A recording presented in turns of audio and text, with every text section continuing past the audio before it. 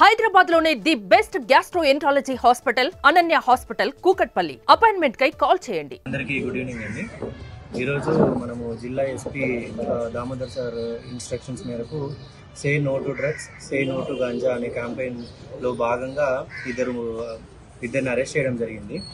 వీళ్ళిద్దరూ మన కనిగిరి టౌన్లో గంజాయిని వాళ్ళు వేరే పొదిలి దగ్గర నుంచి కొనుక్కొని ఇద్దరి దగ్గర నుంచి కొనుక్కొని వీళ్ళు దాన్ని మళ్ళీ సబ్ ప్యాకెట్స్గా డివైడ్ చేసి లోకల్గా అమ్ముతున్నారు. మాకు వచ్చిన ఇన్ఫర్మేషన్ మేరకు మా సిఐ గారు, ఎస్ఐ గారు వారి బృందాన్ని పంపించి వీళ్ళిద్దరిని అరెస్ట్ చేయడం జరిగింది.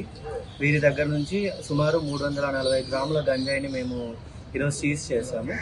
అదేవిధంగా ఈ పొదిలిలో ఉన్న ఎవరైతే ఉన్నారో వాళ్ళిద్దరి దగ్గర నుంచి వీళ్ళు కొనడం జరిగింది. వాళ్ళిద్దరిని కూడా ట్రేస్ చేయడం జరుగుతుంది. వాళ్ళిద్దరూ ప్రజెంట్ పరారీలో ఉన్నారు.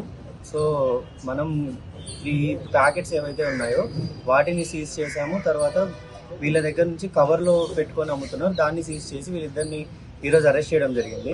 మనం బేసిక్గా ఇప్పుడు చెప్పడం ఏంటంటే ఎవరు కూడా ప్రజలు గంజాయి కానీ ఇటువంటి మాదక ద్రవ్యాల జోలికి పోకూడదు అని చెప్పేసి ఎవరైనా మాదక ద్రవ్యాలని కొనడం కానీ అమ్మడం కానీ లేదా ఇన్ఫర్మేషన్ వాళ్ళకి హెల్ప్ చేయడం కానీ చేస్తే కఠినమైనటువంటి చర్యలు మనం పోలీస్ తరఫు నుంచి తీసుకుంటామని చాలా గట్టిగా చెప్తున్నాము.